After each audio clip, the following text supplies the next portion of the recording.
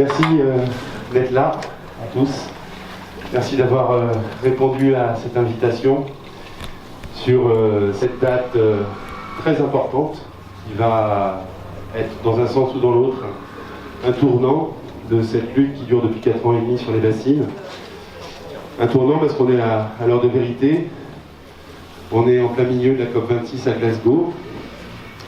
On est dans une situation dont on sait qu'elle est critique, où il y a des grands arbitrages qui doivent être pris, et surtout qui doivent être pris dans le bon sens.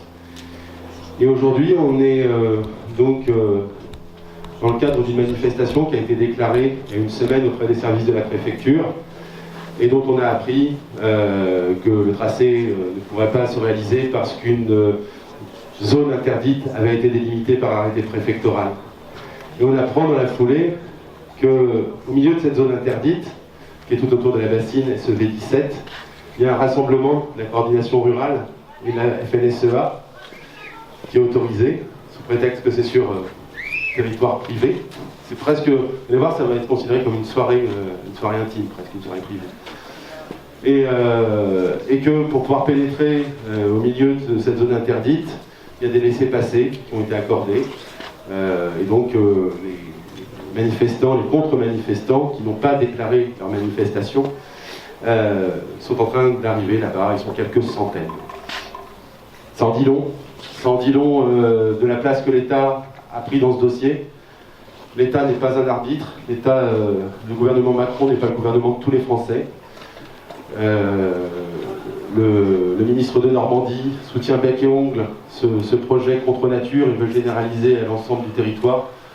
Donc oui, la journée va être déterminante. C'est aujourd'hui clairement que le gouvernement Macron va vraiment devoir donner sa réponse, de savoir si son plan de sauvegarde de l'eau à l'échelle nationale, c'est bien le bassinage généralisé des territoires, ou si c'est au contraire de reconsidérer l'agriculture pour qu'elle remplisse les besoins premiers. Je ne vais pas en dire trop, les gens de la conf le diront tellement mieux que moi. En tout cas, c'est bien là qu'on en est. Donc aujourd'hui, nous allons défiler.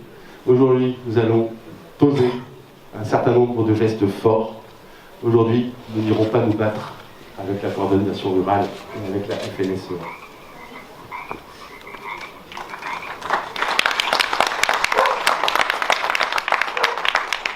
Notre animateur de la conférence de presse n'est toujours pas présent, alors je vais vous expliquer vite fait comment va se passer cette conférence de presse.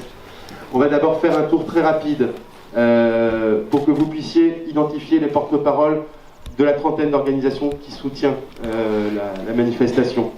Dans ces 30 organisations, il y en a un certain nombre qui vont avoir une expression plus longue. Malheureusement pour ceux qui représentent des organisations qui ne sont pas invités à témoigner à ce moment-là, on a un temps très court, on va faire tout ça en une demi-heure. C'est surtout que vous, journalistes, vous puissiez identifier les responsables, les porte-paroles de tous ces courants-là. Aujourd'hui, la priorité, c'est de montrer la place des paysans dans cette lutte, comme le 22 septembre. Et c'est également montrer la place, notamment des associations de protection de la nature, qui aujourd'hui viennent complètement égratigner et dire la foutaise que représente le protocole.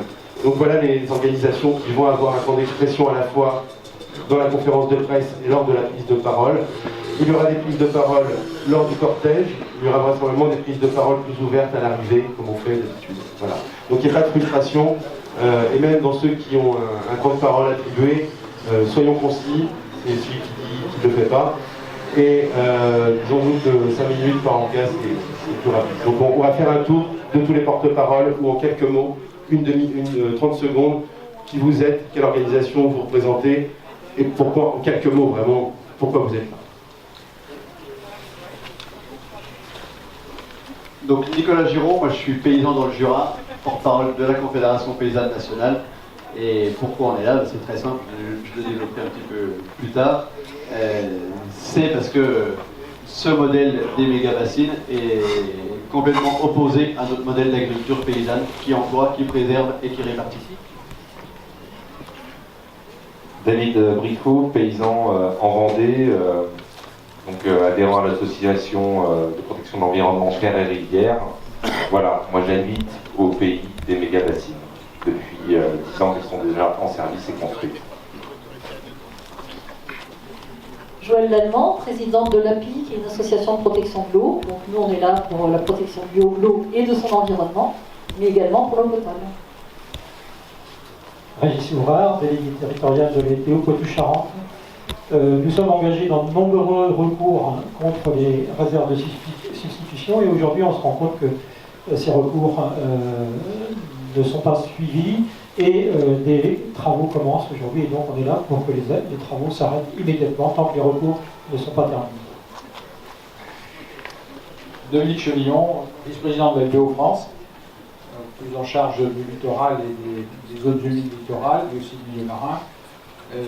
Aujourd'hui, la LPO France est là tout simplement parce que la confiscation de l'eau qui est la vie, pas seulement pour les hommes, mais aussi pour l'ensemble de la biodiversité, pour les écosystèmes, est menacée.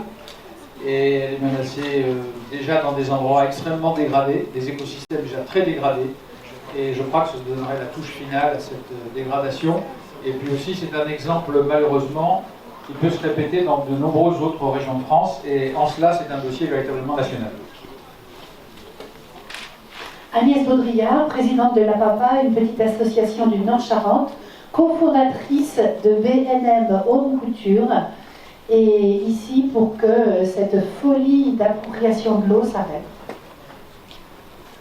Moi, c'est Laura, je viens en parler pour les soulèvements de la Terre, qui est un mouvement qui s'est créé en janvier 2020 et qui a pour but de rassembler plusieurs militants et militantes de tous bords et qui viennent aujourd'hui soutenir les bassines. Nathalie Blanchard, Gilets jaunes de Nord, tous les samedis au rond-point de la Clameur depuis 3 ans. Nous sommes ici parce que la question écologique et la question agricole sont une question de justice sociale. Écoutez, je suis en Corrèze, membre de l'association AIDSR, Réfléchir et Informer sur la steppe de Ravenna. Donc c'est un projet de retenue d'eau pour EDF.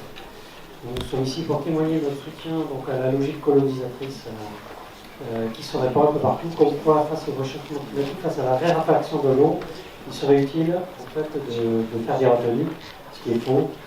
Donc voilà, nous on fait face en Corrèze à cette logique-là aussi, et donc nous sommes là pour soutenir les gens qui luttent contre les risques. Michel Bénard du collectif de soutien aux victimes des pesticides de l'Ouest. Donc on vient pour l'essentiel de Bretagne et des Pays de Loire, et nous notre bagarre c'est les pesticides et les gens qui sont malades, mais la bagarre contre les bassines c'est aussi une partie de notre combat parce que c'est une autre facette du modèle agricole que l'on combat. Bonjour, je suis M. Lasserre de l'association Arbre. Arbre pour la bilan recherche et de sauvegarde, donc c'est une association nationale. Moi je la représente au niveau du département des Deux-Sèvres. Et voilà, et donc j'ai demandé l'accord de mon président pour s'engager auprès du collectif, chose qui va être fait dans les jours prochains. Voilà, donc nos arbres sont aussi menacés, tout est menacé. Ce bien commun, nous avons bien décidé à le préserver. Donc oui, on s'engage et je j'acterai précisément en début de semaine, après avoir eu mon président, auprès de l'association, enfin du collectif. Voilà. Merci. C'est super. Il y a d'autres représentants, je vois. Oui, Patrick, on fait un petit peu. Oui, on fait un tour de présentation.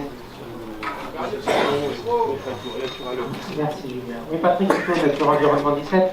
Donc j'ai cru entendre la voix de mon ami Dominique Chevillon tout à l'heure. Donc Charente-Maritime, Nature Environnement 17, l'association départementale, un petit peu impliquée dans le dossier des bassines puisqu'on y est depuis 17 ans. Donc on suit celui-là attentivement comme on a suivi les autres. Donc combat pour la biodiversité et puis surtout le respect de la loi. Donc on s'est un peu spécialisé dans des contentieux contre tous ces gros problèmes-là qui, en général, puisqu'on a à peu près 95% de réussite dans nos contentieux, sont à peu près tous illégaux au regard du Code de l'environnement. Merci Patrick. Sylvie et Océane, et ensuite on va enchaîner sur les prises de parole des 4 organisations qui ont appelé à la mobilisation nationale. Sylvie Noni de l'association Alerte Pesticides Haute-Gironde, une association qui a été victime de la cellule Déméter, une cellule où la gendarmerie se met, comme aujourd'hui on le voit sur le terrain de Mosée, se met au service du syndicat dominant et d'un modèle agricole dominant. Notre lutte, c'est les pesticides, mais plus généralement toutes les atteintes à l'environnement dans les bassines.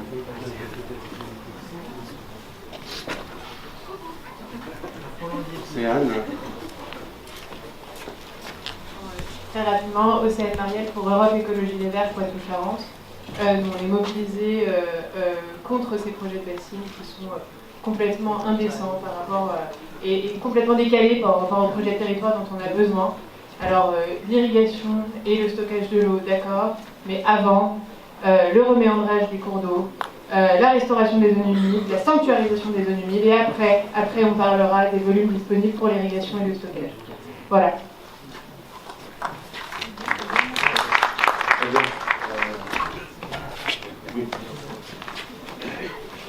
Vous voyez, il y a du monde, hein. Rien que le tour, déjà, il y a beaucoup de contenu et beaucoup d'associations.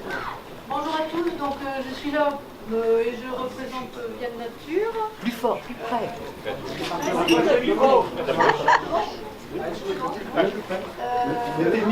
Nous sommes dans ce combat depuis 4 ou 5 ans, d'abord pour la partie juridique. Nous savons que c'est un dossier où on ne tient pas compte des ressources en eau. Les bassines du Poitou, enfin du Clin, pardon, vont être construites sans tenir compte d'une étude HMUC qui a lieu en ce moment. Donc on les construit et après on aura les résultats de l'étude HMUC. Ce que je voulais vous dire, c'est que peut-être on allait se promener sur un cours d'eau qui va être à sec. Dès que les débits vont être autorisés, on remplira les bassines et il ne restera encore rien pour le milieu qui attendra une fois de plus. Donc la sauvegarde des milieux n'est pas au rendez-vous. Merci. Merci beaucoup. Alors pour l'animation, est-ce que quelqu'un veut encore se présenter, sachant qu'il y aura le temps de le faire après? Du coup, il y a Loïc Prudhomme qui va intervenir. Et je préciserai, parce qu'on va stopper les présentations, mais c'est important, vous voyez tout le monde qui est là. Il y a également d'autres organisations politiques qui ont relégué, qui sont le PCF 79, également le NPA et également Génération S. Voilà. Et comme ils n'ont pas forcément entendu... France Insoumise, est-ce que c'est possible? Merci Julien. Donc moi je suis là effectivement pour présenter rapidement la France Insoumise qui soutient cette bataille contre les méga-bassines depuis le début.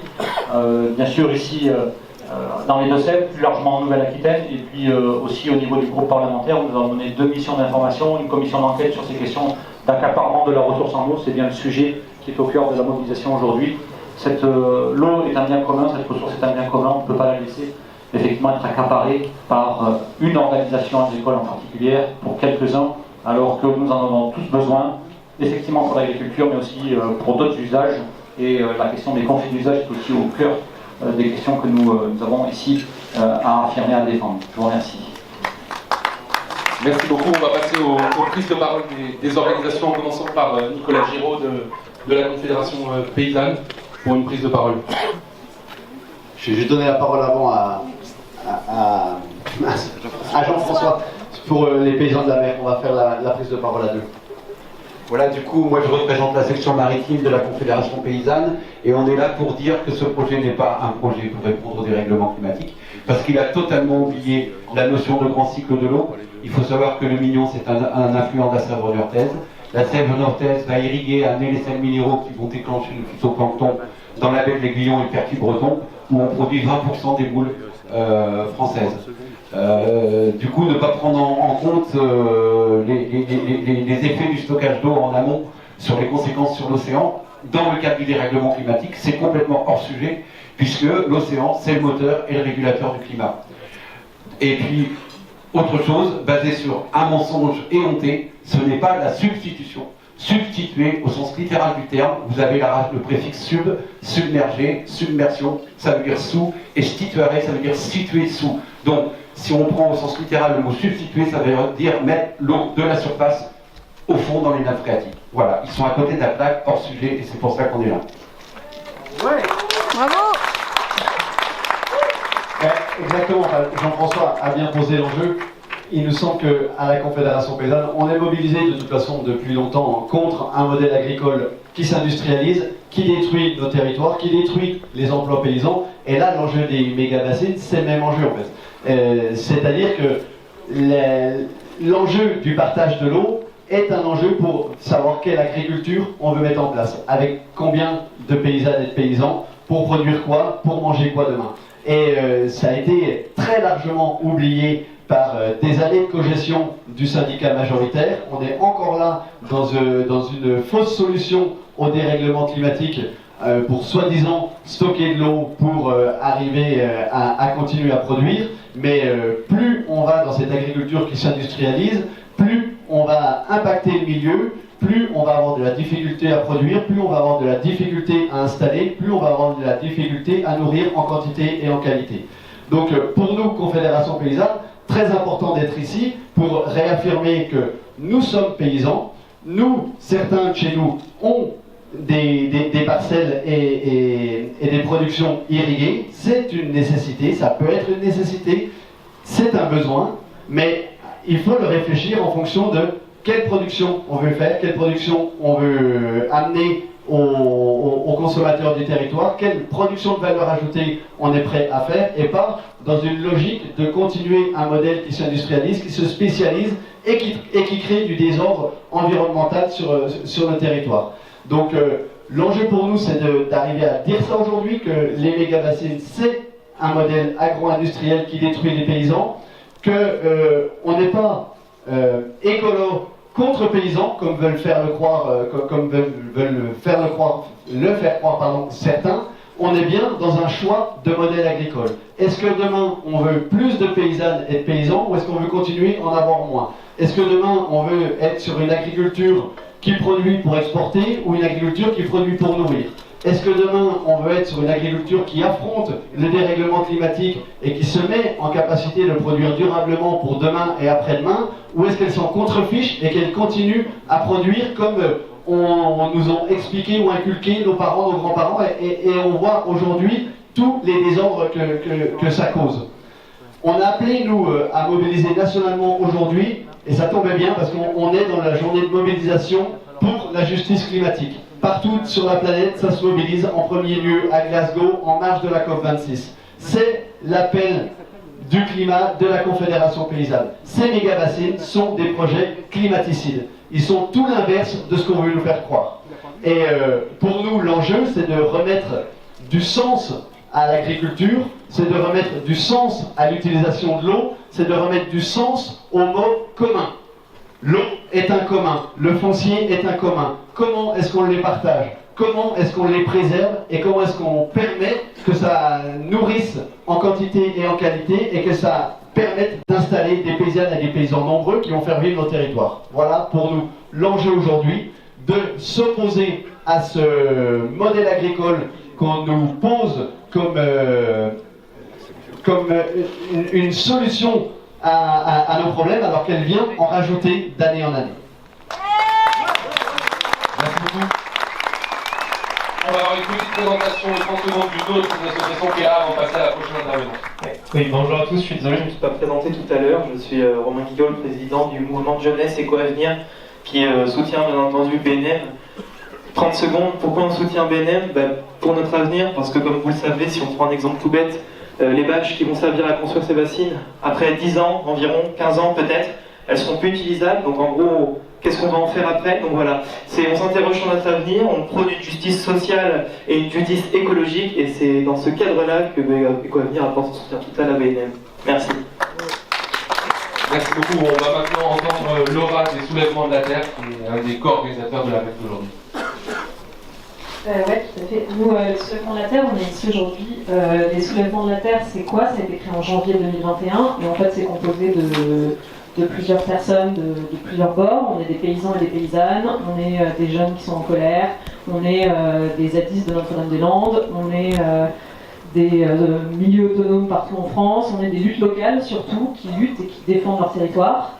On a décidé de se mobiliser sur les bassines, comme ça a été dit précédemment par Nicolas et Julien, donc je ne vais pas forcément tout répéter, mais parce que la question de l'accaparement de l'eau, c'est pas seulement la question de l'accaparement de l'eau dans les Deux-Sèvres, c'est la question de l'accaparement d'un bien commun pour le profit de quelques-uns. Donc c'est un truc qui nous tient à cœur. On a déjà organisé pas mal d'actions l'année dernière contre l'artificialisation des sols, notamment. Et on continue à se mobiliser là avec les bassines. On était là le 22 septembre, on est là aujourd'hui, et on va continuer à se mobiliser contre l'accaparement des terres, notamment le 29 janvier dans le Jura, où on aura une action avec la Confédération paysanne à nouveau. On aura également une action contre les pesticides de Bayer Monsanto le 5 mars à Lyon. Donc on est présent sur plusieurs fronts, mais en fait on s'est surtout rendu compte qu'on était des militants et des militantes issus de pas mal de collectifs, et qu'en fait si on veut réussir à faire poids, si on veut réussir à avoir des résultats, il faut qu'on lutte ensemble, et il faut qu'on se réunisse, parce que seul dans notre coin on ne fait pas le poids. Et donc là c'est une manière vraiment de se rassembler, de lutter ensemble sur des sujets importants, sur des sujets concrets aussi, parce que quand on voit qu'il y a des rassemblements pour le climat très généraux et très lisses, ça ne donne rien. Donc nous, on est là pour agir, on est là pour concrètement faire des choses et défendre des luttes qui nous tiennent à cœur. Merci beaucoup. On va terminer cette prise de parole avec la LPO, avec Dominique Chevillon et puis Guy Benoît. Merci. Oui, les bassines. De quoi parle-t-on? En Poitou-Charentes, il y a 93 bassines, méga-bassines, qui sont en projet. On parle de dizaines de millions de mètres cubes d'eau stockés en surface. On parle de dizaines de millions d'euros d'argent public investi. La LPO participe à 7 recours sur les 8 recours qui sont actuels sur les 9 projets du Poitou-Charentes. Nous nous sommes investis dans ces recours parce que le Code de l'environnement est bafoué à de nombreuses reprises sur ces projets de réserve. Aujourd'hui, on estime que ce n'est pas suffisant de s'investir dans les recours. On invite nos adhérents à se mobiliser dans un mouvement comme celui d'aujourd'hui, puisque les travaux ont commencé malgré les recours qui sont en cours. Les protocoles d'accord en Deux-Sèvres, le protocole qui a été signé en 2018 ne nous satisfait pas du tout, et on voit ici à travers ce protocole toute la mauvaise foi des irrigants qui sont impliqués. En Vienne, sur le bassin du Clin, la préfète nous propose un protocole qui a un copier-coller très grossier du protocole de Sévrien, et c'est ridicule. Les mesures pour les indices de biodiversité qui vont permettre de voir si les mesures qui seront prises par les agriculteurs seront bénéfiques à la biodiversité, c'est le nombre de nichés de perdrix grises et de perdrix rouges, des oiseaux qui sont lâchés par dizaines de millions chaque année pour le plaisir des chasseurs. Donc vous voyez un peu le niveau de ces protocoles d'accord. La biodiversité en Poitou-Charentes est particulière, et notamment grâce à son avifaune de plaine.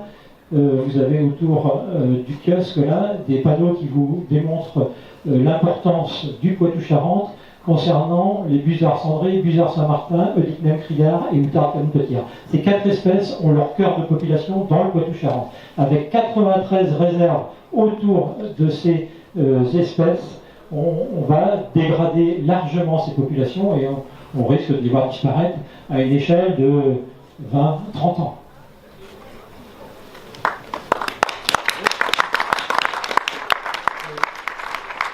Pour la France, il y a également, au-delà des incidences environnementales qui ont été décrites, mais aussi des incidences socio-professionnelles, un vrai sujet démocratique. Ce sujet de démocratie environnementale, il est posé notamment par des conventions internationales comme la Convention d'Aarhus. La Convention d'Aarhus, et la France normalement doit l'appliquer, elle l'applique très mal, a prévu tout d'abord l'information des citoyens. Une information des citoyens qui présente sur tout grand projet environnemental, et 93 bassines, c'est un grand projet environnemental, a prévu une information transparente, a prévu une information où, en matière d'eau, bien sûr, si on la décline, les quantités prélevées, les quantités consommées, le fléchage vers les utilisateurs, les usagers, doit être précisé. Aujourd'hui, ce n'est absolument pas le cas. Premier point, l'information des citoyens n'est pas respectée. Deuxième point, c'est la participation des citoyens à la décision. Et la participation des citoyens à la décision n'est pas respectée non plus, et ce n'est pas un protocole sur un coin de table qui a été signé par quelques-uns avec la complicité, malheureusement, et je dois le dire, de l'État, qui remplacera véritablement la participation à la décision des citoyens.